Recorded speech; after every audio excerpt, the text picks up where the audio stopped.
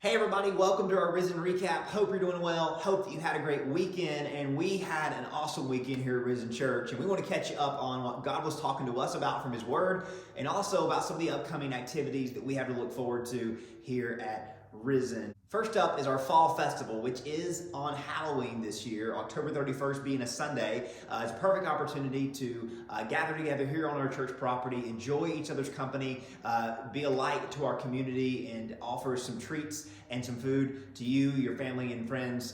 So October 31st on Halloween, 5:30 p.m., our Fall Festival will begin. We'll have our fellowship hall open, serving hot dogs. We'll have trunk or treat going on in our parking lot, some other fun and games, activities, so you don't want to miss out. If you don't have plans on Halloween, come and spend the evening with us. If you do have plans, be sure to swing by and have some treats and have some fun. We'd love to have you and your family as a part of our community. And I don't know about you, but my favorite Halloween themed treat is candy corn and M&Ms. So if you want a tip, this is a tip from the pastor.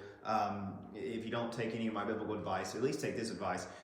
2 M&Ms and 1 candy corn makes a perfect combination and really goes well together. So if you're looking to mix up your Halloween candy routine, be sure to give this combination a try.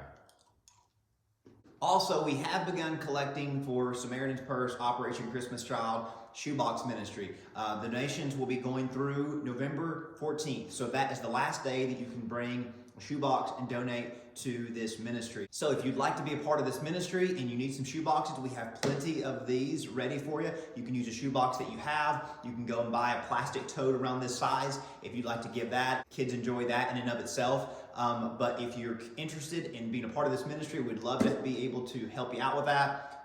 If you want to know what to put in these and what not to put in these, just Google Operation Christmas Child, how to pack a shoebox, and the first link will be instructions about what to put in these to be able to bless one of the kids that will receive from this ministry.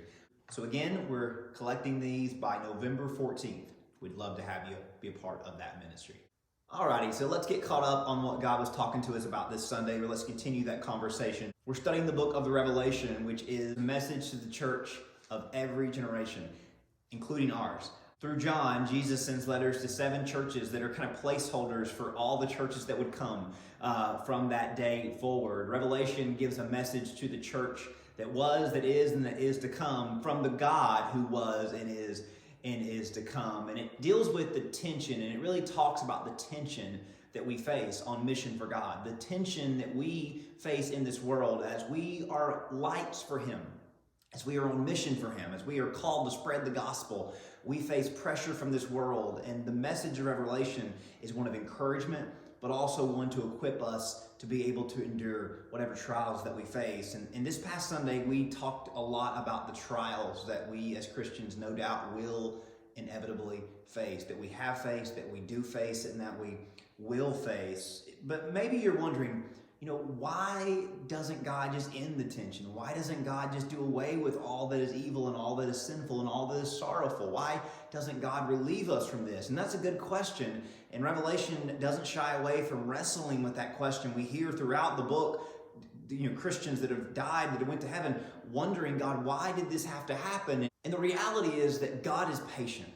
That God is not willing that any should die apart from Him, but God is patient, wanting people to come to know Christ. God is patient, wanting people to be saved. And part of being patient with sinners is that sin persists, and that sorrow persists as a result, and suffering persists as a result. Part of being patient with a lost and dying world is that there is pain and suffering and sorrow that prolongs and persists as a result. So as God is patient, we must be patient as well, because this light that God has given us and God has put in our midst must shine. And as we face opposition, and of course we will, because the enemy does not want to let go of this world and does not want to let go of people like us. And those of us that have been saved, we know how fortunate we are and how scarcely it was that we were saved. So we need to be cognizant of that. And we need to be that much more focused on enduring and shining in spite of the trials that we face. We focused on 2 churches this past Sunday, the churches of Smyrna and Philadelphia.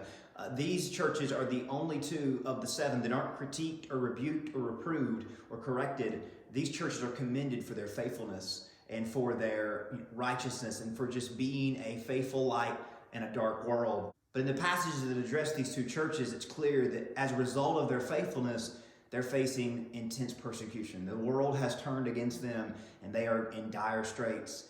And I want you to hear what Revelation 2 verse 10 says as Jesus addresses the church at Smyrna. Do not fear what you are about to suffer. Behold, the devil is about to throw some of you into prison, that you may be tested. For 10 days you will have tribulation. Be faithful unto death, and I will give you the crown of life. Now, this isn't a statement of possibility. It's a statement of reality. This isn't a statement that may come true. It's a statement that will and did come true. Jesus says to the church of Smyrna, you folks have been faithful. You are a picture of what it means to be a Christian in a lost world and being a light in a dark world. But you are about to suffer. You are about to lose your life for the faith. But don't be afraid. And be faithful unto death. Don't bail out. Don't give up. Don't look for a way out. Because there isn't a way out of this trial. You are going to lose your life for faith. Can you imagine what that was like to receive that letter?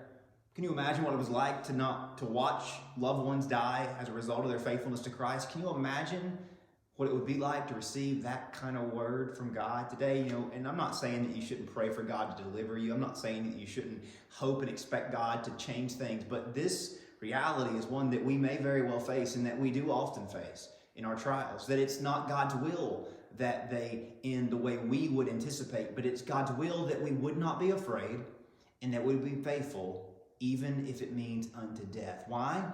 Because we see the bigger picture. We see what God is doing. We see that God has a purpose in our pain. If you hear the words of Jesus, you hear the words of Peter, Paul, James, all of the New Testament writers echo this sentiment that John gives us here. Jesus said, in the world you'll have tribulations, but in me you can have peace. That you must identify yourself in me more than you identify yourself in the world. James and Peter says, rejoice when trials come upon you, because you are sharing in the sufferings and the glory of Christ. Paul says that as we bear about the dying body of Christ, God is working something in us for the good of those around us.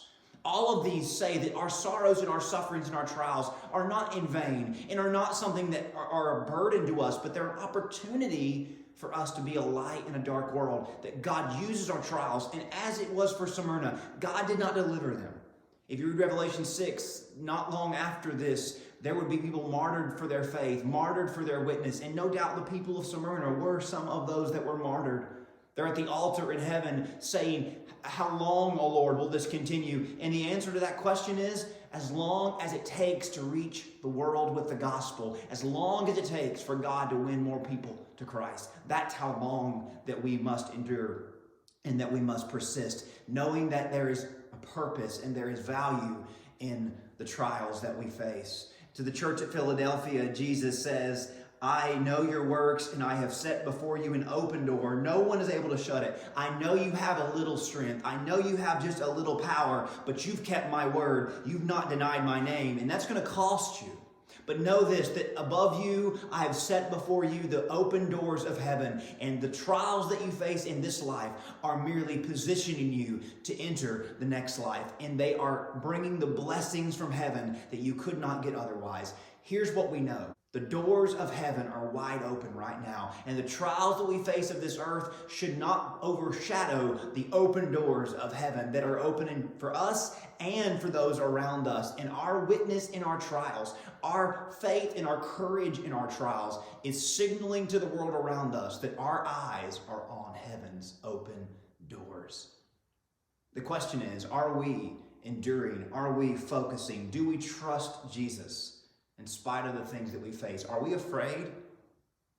Of course we are. So many of us live in fear. We live in fear of all sorts of things. If we identify on one side of society or the other, we're all afraid of something. We're all terrified of something. Over the last year, we have become people of great fear. We fear things, we fear people, we fear agendas. But why are we afraid? People say, is it wrong to be afraid? Of course it's wrong to be afraid. Not because God's angry at you. God isn't angry. God loves you and he doesn't want you to be afraid. It's bad. It's harmful. It's not good for us. As Christians, we don't have to be afraid, even when there's something to be afraid of, because there's someone we can trust. There's someone above us. There are gates open above us that remind us that we don't have to be afraid. We can trust in Jesus. Jesus says to us, he whispers to us, he shouts to us, I've set before you an open door. It's going to be okay. Just trust me. He says to us, don't be afraid. Be faithful. Heaven's doors are open. There will come a day when you'll be taken to the New Jerusalem, and all pain, all sorrow, all suffering, all tears will be gone. Death will be gone. We will enjoy life forever in the presence of our God. Until then, God is with us and his grace is sufficient for us. Until then, God is our ever-present help in these times of trouble. Until then, don't be afraid. Be faithful, even unto death, because there's a purpose, even in the midst of our pain. There's a reason. The reason is the kingdom that God is building, that he's made us a part of that mission team. I hope this encourages you. I know it challenges us, but it's a good kind of challenge because it gets us to think about the God who has offered us so much help, so much grace, and it brings us perspective, shows us the open doors of heaven above us at all times, bringing us help, leading us home. God bless you all. Thank you for joining us today. Would you share this video if it's been a blessing to you? Hope to see you next time we gather together on Wednesday at 7 p.m. Until then, God bless.